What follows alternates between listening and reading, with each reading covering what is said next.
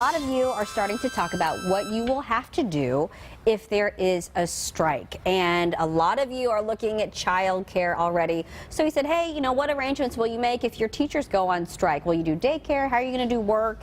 And a lot of you had some, early thoughts. So Jordan says, thankfully, my fiance is still working nights, so it shouldn't prove too much of an issue unless the strike goes longer than a week.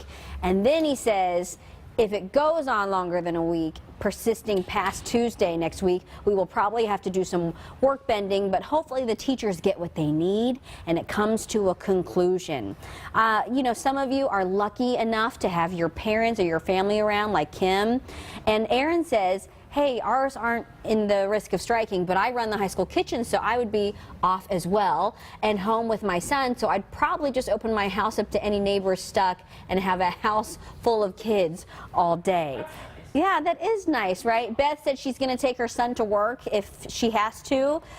So we've got a lot of responses. And I like this one from Christine because she said, no, I'm not going to do anything. It's just going to be like summer.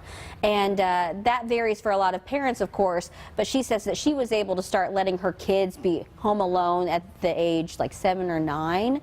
And they haven't let her down yet. So, I think maybe people are not so freaked out just yet because we're still in that summer mode. Like maybe it would be different if this had been in the middle of the school year, for example, but if you can prolong your summer plans, maybe that's what a lot of parents are starting to do. Plus, it's still early.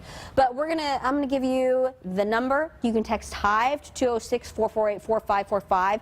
It will kick you back a link to join the 5 Hive. You can post your comment. A lot of times the 5 Hive is great for solutions, and I just like the conversation that's happening there because I think as we get closer to a decision on what teachers are going to do in some districts, people might have to start looking for some real serious solutions. We're already getting a lot of text too. Yeah. I'll just read this hot one right off the press here from the 253. Teachers are making bigger changes in our world than our government officials. There should be no hesitation in taking care of them, and I think a lot of people feel that way. I just had an idea. I know this would probably never work, but can you imagine if all of the employers in Seattle kind of got on the backs of all these teachers, like, okay, you know what?